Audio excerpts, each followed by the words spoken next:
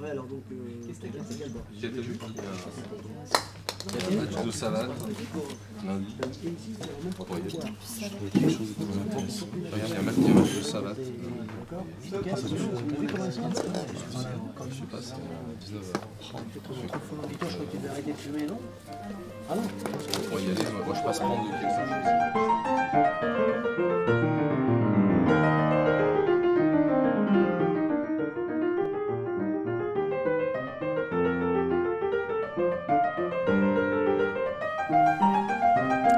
Bonsoir à tous, bienvenue sur Lumière Rouge, le nouveau format du bistrot des gentilshommes. Lumière Rouge, c'est une émission qui apporte des lumières sur le monde de Pilule Rouge, qui discute de sujets et d'autres en rapport avec le monde masculin et masculiniste. Pour commencer, comme première émission, nous allons aborder le thème de la Red Pill Rage. Et avant ça, nous tenons à remercier chaleureusement tous ceux qui nous ont soutenus, tous ceux qui ont accordé de l'attention et du temps pour écouter notre première émission du bistrot des gentilshommes. Oui, presque 2000 vues pour la première émission, alors qu'on n'avait pas particulièrement communiqué sur la nouvelle chaîne. Beaucoup d'abonnés, donc merci à tous. Le format que vous aimiez, donc Café des Hommes, désormais c'est sur Bistrot des Gentilshommes. Donc venez vous abonner, prévenez ceux qui appréciaient l'ancienne chaîne. Et puis on vous remercie pour votre fidélité. Merci. Donc concernant la Red Pill Rage, de quoi s'agit-il? Alors on va pas se cacher derrière notre petit doigt. Oui, dans le monde masculin, des mecs haineux, il y en a. Des mecs qui sont dans le ressentiment, dans la haine, voire dans la rage. C'est ce qu'on appelle la Red Pill Rage. Alors la Red Pill Rage, c'est ce moment de colère, de frustration, de haine qu'on ressent tous dans les moments qui suivent l'absorption de la pilule rouge, et c'est normal. Quand vous prenez la pilule rouge, et d'ailleurs c'est rarement une seule prise, le plus souvent en réalité c'est une sorte de cure, sur le plus ou moins long terme. Quand vous la prenez, donc vous vous rendez compte soudain que presque tout ce qu'on vous a appris sur le monde, sur les rapports entre les humains, sur la séduction, sur les femmes, tout ça c'est faux. On vous a pris pour un con toute votre vie. Vous avez passé 20, 30, peut-être 40 ans à jouer à un jeu sans en connaître les règles, et tout d'un coup les règles on vous les explique. On vous les explique et ça fait mal, parce que chaque nouvel élément vous arrache un lambeau de certitude. Et vous vous rendez compte assez rapidement de l'étendue du chantier. D'ailleurs, rien ne nous assure qu'on les donne toutes, ni que ce qu'on donne soit exactement semblable aux règles réelles du jeu.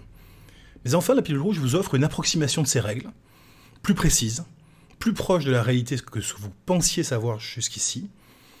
Et donc, quand vous vous rendez compte qu'on vous a menti toute votre vie, vous avez la haine, et c'est bien normal. Oui. On passe tous par là. Alors, je vais lire un texte que j'ai écrit sur la question de la post-Red Pill Rage, qu'est-ce qu'on fait après, et comment on gère le pendant. Alors, je commence la lecture. Depuis quelques années, pour les plus précurseurs d'entre nous, mais surtout depuis quelques mois, le public français découvre ce qui est certainement le courant de pensée le plus abouti sur les dynamiques des relations hommes-femmes dans le contexte contemporain et qui est connu sous l'appellation très exagérée, à mon avis, de Red Pill. Pourquoi exagéré? Outre que je déteste ce terme issu de Matrix, un film de merde, il laisse croire que la découverte ou la redécouverte de ces dynamiques serait la clé de lecture indépassable du monde. Or, il n'en est absolument rien. Ou alors, ça n'est qu'une pilule rouge parmi d'autres, à la limite. Alors de quoi est composé ce courant de pensée, ce corpus de pensée plutôt? De pas grand-chose de nouveau en réalité, et surtout de rien d'original. On y réapprend des évidences sur la nature de la femme, connues de nos prédécesseurs jusque dans les années 50. Oui, la femme est hypergame, elle désire le meilleur partenaire possible. Oui, la femme ne vous aimera jamais de la même manière que vous l'aimez elle. Son amour est relatif et conditionné, celui de l'homme est absolu et sacrificiel. Non, la femme différente des autres qui vous comprendra et vous sauvera n'existe pas. La Red Pill explose le mythe de Lana Walt. Et alors pour corser le tout, la libération sexuelle aboutit à un marché du sexe de plus en plus concurrentiel et sans pitié. L'arrivée des femmes sur le marché du travail a fait exploser son hypergamie, qui est devenue quasiment pathologique. L'État, le grand papa État, s'est substitué à la famille qui était autrefois le lieu naturel des solidarités et donc fragilise le lien marital. Le féminisme a flingué le cerveau de plusieurs générations de femmes et il n'y a plus de patriarcat pour réguler la violence du marché relationnel. Résultat, de plus en plus d'individus esseulés, de divorces, de familles monoparentales, de dépression, de risques à nouer des relations amoureuses aussi, et des relations hommes-femmes, grosso modo, horribles. Alors quand on a cru toute sa vie à l'amour bisounours, aux comédies romantiques avec Hugh Grant et qu'on découvre, sans palier de décompression la plupart du temps ces vérités désagréables, il y a de quoi être en colère, c'est légitime, tu nous l'avais rappelé, Martial. Les hommes se sentent trahis et trompés. Et ça n'est pas qu'une sensation, ça n'est pas qu'un sentiment, c'est objectif. Ils ont été trahis et ils ont été trompés. Oui, mais ça c'est côté homme. Parce que côté femme, c'est à peu près la même chose. Elles aussi sont abusées par l'idéologie moderne, qui leur fait croire que leur toute-puissance sur le marché du sexe a vocation à durer éternellement. Or, c'est faux, la trentaine venue, une femme peine à trouver un partenaire, la jeune fille moderne fait du coup n'importe quoi, elle tombe dans absolument tous les pièges, elle multiplie les partenaires, c'est ce qu'on appelle le carrousel, elle perd des années dans des relations stériles, c'est la dinette, un terme que j'ai inventé, elles se font embarquer par des pervers, des bad boys, des putificateurs dans des idylles complètement destructrices, parce qu'on leur apprend que tout cela est sans conséquence et au bout du chemin, elles finissent brisées, seules, aigries, et la plupart du temps sans enfants.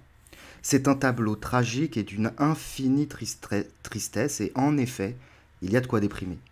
Pourtant, les contenus masculinistes, red pill comme on dit, n'ont pas vocation à vous donner l'envie de vous tirer une balle. Ce n'est pas le but de départ. L'objectif est d'expliquer à tous les règles du jeu, le jeu cruel de l'amour et de la perpétuation de l'espèce. Et connaître les règles du jeu, ou du moins en connaître une partie, ça change déjà tout. Pour les hommes d'abord, la plupart de nos déconvenues avec les femmes viennent de nos propres illusions et de nos erreurs d'appréciation. Nous avons surestimé l'importance de l'amour et nous avons mis une femme ou les femmes au centre de notre vie et ça n'est pas leur place. Pour les femmes, leurs erreurs viennent du fait qu'elles n'ont pas été informées du caractère très éphémère de leur magnétisme et que ce dernier devait être exploité à trouver un partenaire fiable et agréable le plus rapidement possible. Les générations futures, qui seront certainement... Hop là, j'ai oublié un passage. Ce qui apparaît aujourd'hui comme une pensée révolutionnaire et subversive, dans à peine 10 ans, je vous en fais la promesse, elle sera totalement ancrée dans les mœurs. Nous sommes une génération de naïfs qui a voulu croire aux contes de fées et qui en souffre, de la même manière qu'un enfant souffre quand il comprend que le Père Noël n'existe pas. Les générations futures, qui seront certainement confrontées à un contexte bien plus concurrentiel et bien plus difficile, seront moins naïves. Ils écouteront les contenus mictos et masculinistes d'aujourd'hui en souriant et ils se diront que nous étions quand même vraiment des autistes, à juste titre d'ailleurs. Mais en attendant, la Red Pill Rage, la rage de la pilule rouge, existe et il faut bien la gérer. D'abord, il faut accepter de la vivre. La colère est un sentiment sain, mais c'est un sentiment qui a vocation à être dépassé. La vérité doit être libératrice. Si la vérité doit avoir pour effet de vous enfermer dans des schémas de haine et de dépression sans fin, c'est que vous n'avez pas su l'accueillir et c'est que vous n'avez pas su l'accepter. Car enfin, pensez à tous les avantages que la Red Pill vous procure. Connaissant la nature profonde des femmes, vous pouvez reconnaître pratiquement au premier coup d'œil les pires spécimens et les fuir. Informés de leur inconsistance et de leur inconstance et de leur ingratitude, vous veillerez à ne plus jamais être dépendant de l'une d'elles. Éveillez enfin à la réalité de l'amour, vous n'en ferez plus le moteur de votre existence. La pilule rouge doit être vue non comme un fardeau, mais comme une bénédiction. Et c'est ainsi que vous devez l'appréhender. Et c'est comme ça que vous finirez par la comprendre, comme tous les gens raisonnables. Malheureusement, entre le moment où vous recevez l'information de manière brute et le moment où vous digérez cette information, il va se passer un laps de temps d'une durée variable, qui peut durer de quelques jours à parfois plusieurs années. Et pendant ce laps de temps, vous êtes vulnérable. Alors là, attention. D'abord, concernant les groupes, chaînes YouTube et forums que vous allez consulter, c'est à la fois le pire et la meilleure des choses. La meilleure parce que l'intelligence collective d'Internet vous permettra d'accéder à une somme colossale d'informations et de retours d'expérience que vous auriez mis probablement plusieurs vies à découvrir tout seul. Le pire, parce que l'horizontalité des réseaux sociaux fait que très rapidement, ces lieux d'échange vont être accaparés par les plus fous et les plus fanatiques. C'est un phénomène que j'ai toujours observé. Un exemple au hasard. Je m'étais intéressé il y a quelques années aux cures de jus de légumes de Thierry Casasnovas. Oui, je l'avoue, ne me jugez pas trop durement. Rien de bien méchant à première vue. Je trouvais ces thèses intéressantes, et la seule conclusion que j'en tirais, et la seule conclusion qu'en tiraient tous les gens raisonnables, c'était qu'il était bénéfique d'ajouter à son alimentation des fruits et des légumes crus. Je m'inscris donc sur une page Facebook dédiée au frugivorisme pour voir des recettes et pour écouter des témoignages. Au début, c'est bon enfant, respectueux, raisonnable, nous parlons entre adultes, RAS, rien à signaler. Puis, au bout de quelques mois, à peine, quelques semaines, je vois apparaître des ayatollahs véganes possédés, prêchant une sorte de nouvelle religion alimentaire et faisant la chasse aux hérétiques. En grattant un peu, en essayant de découvrir qui étaient ces gens, je découvre qu'ils étaient tous d'anciens toxicomanes, ou des boulimiques, ou des anorexiques, et que le frugivorisme n'était pour eux qu'un nouveau support à leur orthorexie ou à leur comportement addictif.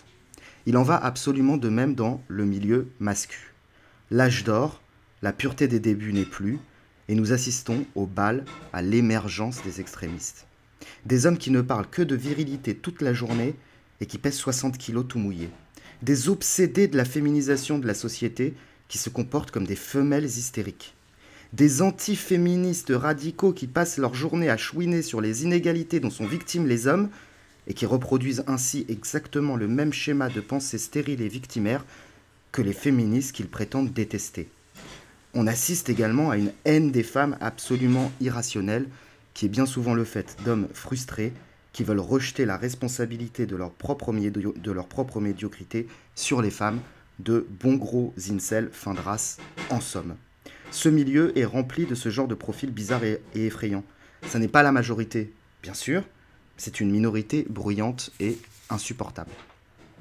Ces gens-là fonctionnent soit comme toutes les victimes, ils rejettent sur la société leurs propres manquements, histoire de n'être responsables de rien, c'est tellement confortable, ou alors ils se comportent comme de vieux alcooliques, qui ont raté leur vie et qui jouissent de voir les plus jeunes qu'eux rater leur vie comme eux et qui les poussent à boire.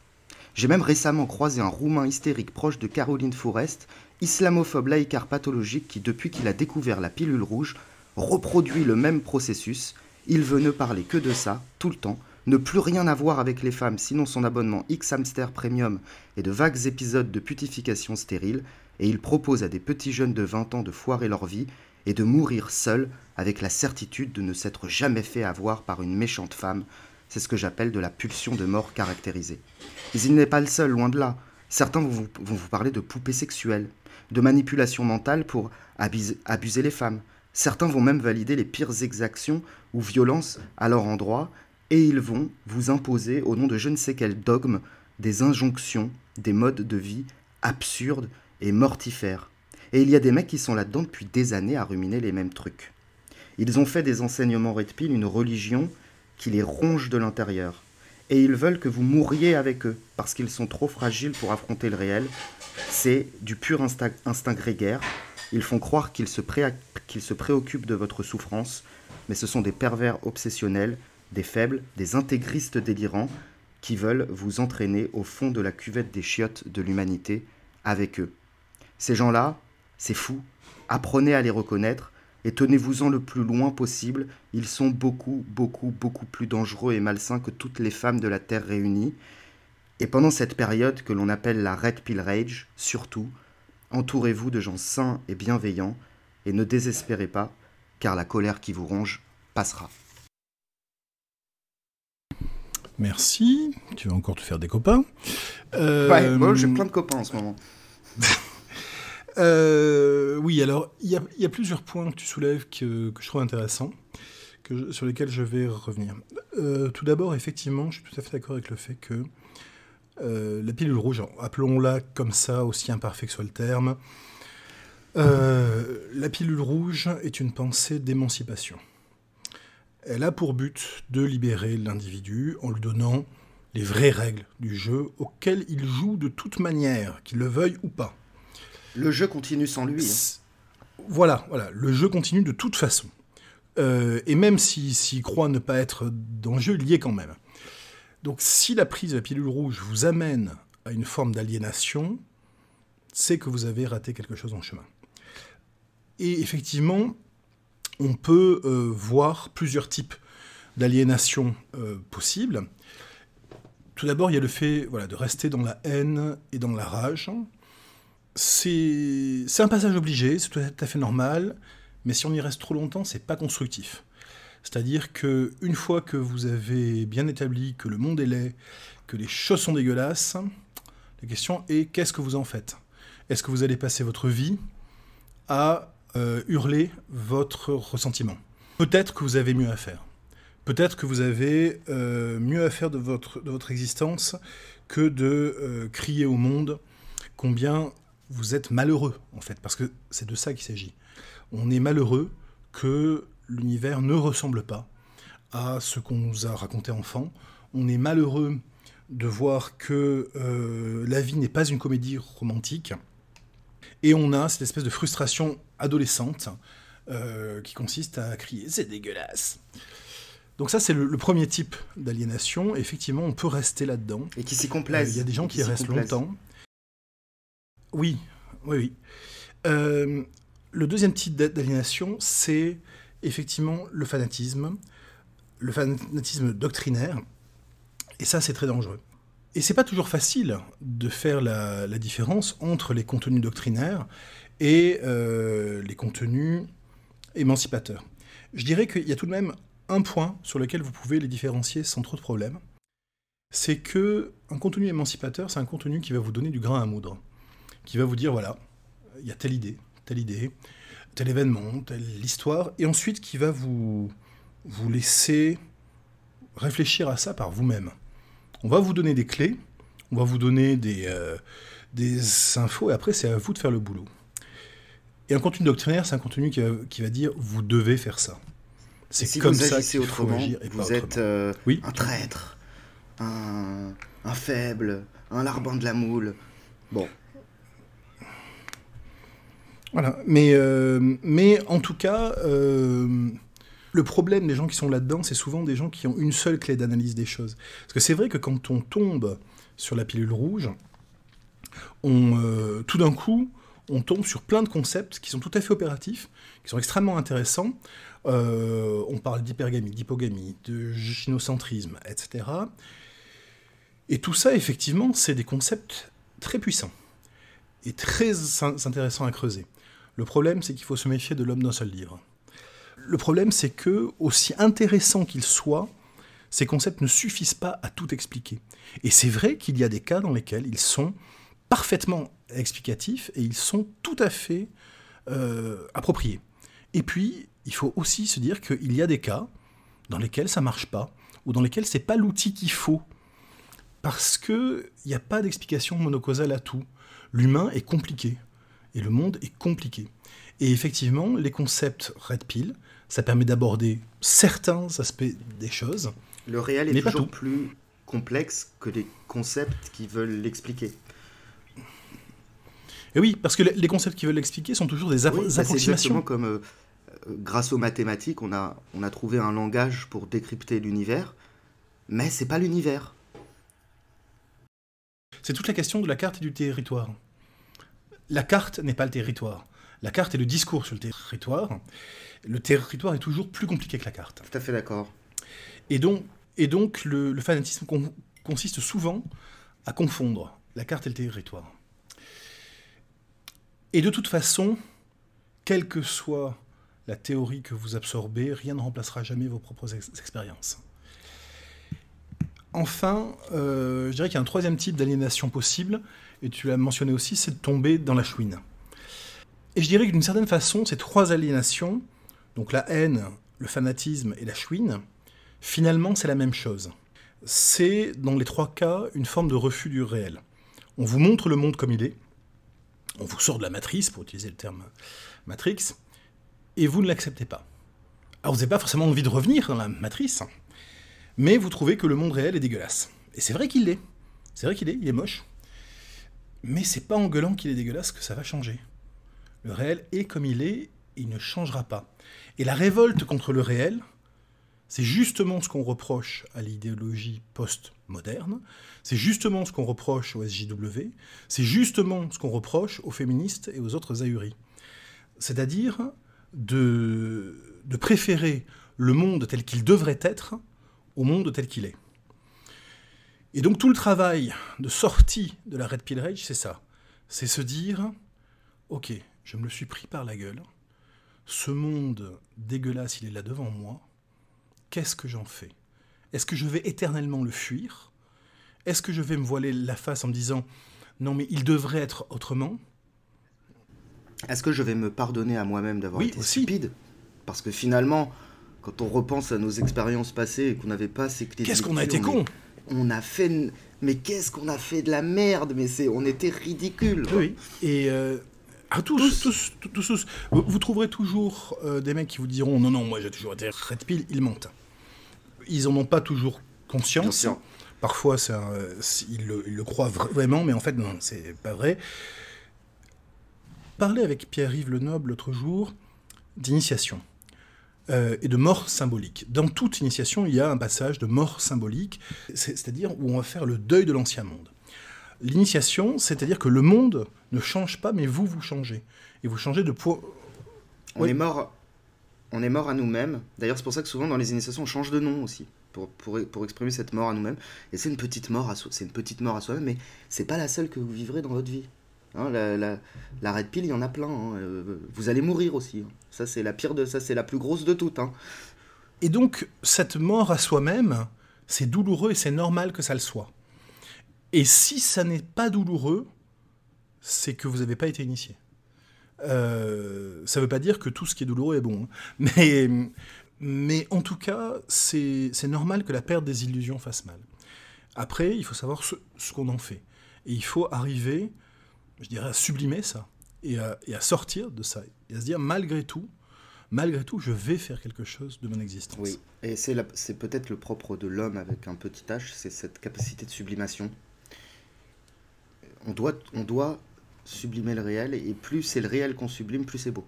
Finalement, cette rage, elle fait partie du processus de deuil de l'ancien monde. Quand on fait le deuil de quelque chose, généralement, on commence par une phase où on ne veut pas y croire. Si on dit, quoi, il est mort? Non, c'est pas vrai. Ensuite, on a une phase de colère, c'est dégueulasse. Ensuite, on a une phase de négociation, en disant non, mais peut-être qu'en fait, voilà. Après, on a une phase d'abattement, où c'est la déprime. Et enfin, on accepte. Et d'une certaine façon, la Red Pill Rage, c'est ça, c'est la phase de colère. Et ben, il faut la passer. Il faut la passer. Et il y a plusieurs outils pour la passer. Moi, je conseille vivement la lecture des stoïciens, parce que la grande question des stoïciens, c'est qu'est-ce que vous faites de votre existence ? Comment vous allez mener votre vie ? Comment vous allez tracer votre chemin dans ce monde qui est incertain, qui est douloureux, qui est pénible. Voilà. J'ai un petit texte d'Épictète à lire pour le final, mais peut-être qu'avant ça, tu veux rajouter quelque chose, Ralph ? Non, c'est très bien. Je te laisse finir avec Épictète, c'est ça ? Ouais, Épictète. Ah, Épictète, donc c'est un stoïcien qui écrit vers 100 de notre ère. Et en fait, il n'y a pas un mot à enlever, tout ça reste d'actualité. Ce sont les premiers mots du manuel d'Épictète. Alors oui, si vous voulez lire les stoïciens, je vous conseille de commencer par Épictète. Contrairement à Sénèque, qui demande un petit bagage philo pour bien l'aborder, Épictète, c'est lisible par tout le monde. Ouais, c'est très, très facile, facile à lire. Et donc, le manuel d'Épictète commence par ces mots. Parmi les choses qui existent, certaines dépendent de nous et d'autres non.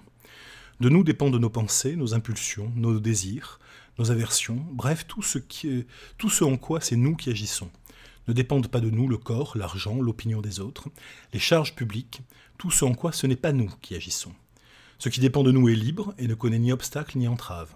Ce qui n'en dépend pas est faible, esclave, exposé aux obstacles et nous est étranger.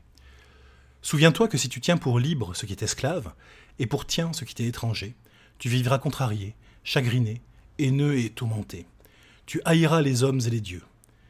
Mais si tu ne juges tien que ce qu'il est vraiment, et tout le reste étranger, jamais personne ne saura te contraindre ni te barrer la route. Tu ne t'en prendras à personne, n'accuseras personne, ne fera jamais rien contre ton gré. Personne ne pourra te faire de mal et tu n'auras pas d'ennemis, puisqu'on ne t'obligera jamais à rien qui soit mauvais pour toi. Voilà, donc Épictète écrivait cela il y a 19 siècles. Je trouve ça très beau. Rien n'a changé. Et donc, pour ma part, pour conclure, je dirais, voilà, la Red Pill Rage, c'est pas grave. Ça fait partie de ces trucs qui mènent à tout à condition d'en sortir. Il faut savoir s'en extraire à temps, avant qu'elle vous dévore. Mais on peut aussi s'en servir comme fuel. Ça peut aussi être l'énergie qui, justement, va vous permettre de vous bouger le cul et de vous en tirer. La colère bien exploitée est une force formidable. Ouais. Donc faut en profiter quand on l'a en soi. Voilà. Et bah c'était une conclusion sublime. Abonnez-vous à la chaîne Bistrot des Gentilshommes, parlez-en autour de vous. On va continuer à recevoir des invités très intéressants. On réfléchit encore un peu au concept qu'on va proposer sur la chaîne. Tout ça n'est pas encore totalement défini. Mais ça va venir. Voilà, ça va venir. On se met pas de pression. On sait qu'on a de l'imagination. Et puis, on vous remercie pour votre écoute et on vous dit à très bientôt. À très bientôt. Au revoir. Ciao, ciao.